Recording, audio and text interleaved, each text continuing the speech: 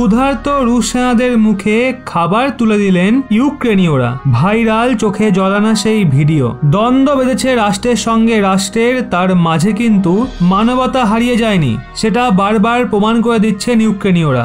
রুশ আগ্রাসনের কবলে একের পর এক ধ্বংসস্তূপে পরিণত হচ্ছে ইউক্রেনের শহরগুলো। শুধুমাত্র সৈনিক নয়, রাশিয়ান সেনাদের হামলায় নিহত হচ্ছে ছোট ছোট শিশুরা। প্রায় এক সপ্তাহ হয়ে গেল, তাও যুদ্ধবিরতির কোনো পাকাপোক্ত খবর নেই।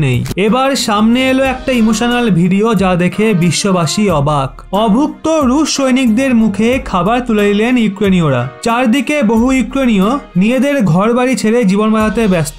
অনেকেই খাবার তো দূর, যথাযথভাবে জল পর্যন্ত পাচ্ছেন না। সম্প্রতি ভাইরাল হওয়া এই ভিডিওটিতে যে রুশ সেনা রয়েছেন তাকে দেখলেই বোঝা যাবে তিনি বেশ কয়েকদিন ধরেই অভুক্ত। সেই জন্য তিনি কোনো দিকে ভ্রুক্ষেপ না করেই খেয়ে চলেছেন একটু চা এবং পেস্ট্রি। শুধু তাই নয়, ইউক্রেনীয়রা সেই সৈনিককে তার মায়ের সঙ্গে ফোনে কথা পর্যন্ত বলিয়ে দিলেন। ইউক্রেনীয়রা তার মাকে জানিয়ে দিলেন যে ওনার সন্তান সুস্থ আছেন, ভালো আছেন। এই হৃদয় বিদায়ক ভিডিওটি দেখলে রীতিমতো আপনারা দেখতেও পাচ্ছেন, আবেগে ওই রুশ সেনাও নিজের চোখের জল আটকে রাখতে পারেননি। এই হৃদয় বিদায়ক ভিডিওটি দেখলে আপনি বুঝতেই পারবেন ওই সৈনিক ঠিক কতটা ক্ষুধার্ত। এখনো যে পৃথিবীতে মানবতা বেঁচে রয়েছে সেটাই এই যুদ্ধের বিধ্বংসী লীলার মাঝে এই দৃশ্য প্রমাণ করে দিল। ওদিকে ভারতের কূটনীতির জয় জয়কার হচ্ছে সর্বত্র। 6 ঘন্টা আক্রমণ বন্ধ রাখলো রাশিয়া।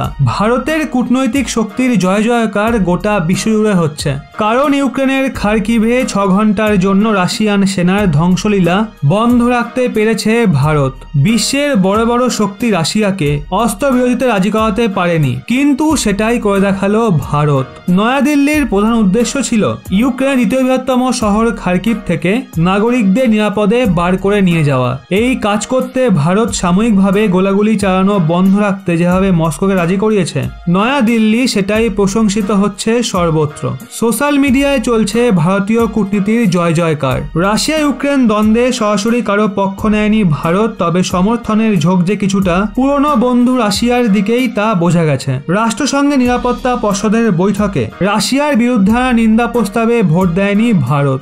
আবার এই ইস্যুতে ভারতের অবস্থানের প্রশংসাও করেছে রাশিয়া। পারস্পরিক সুসম্পর্ক থেকেই সম্ভবত 6 ঘন্টার জন্য আগ্রাসন স্থগিত রাখার প্রস্তাবে রাজি হয়েছে তারা।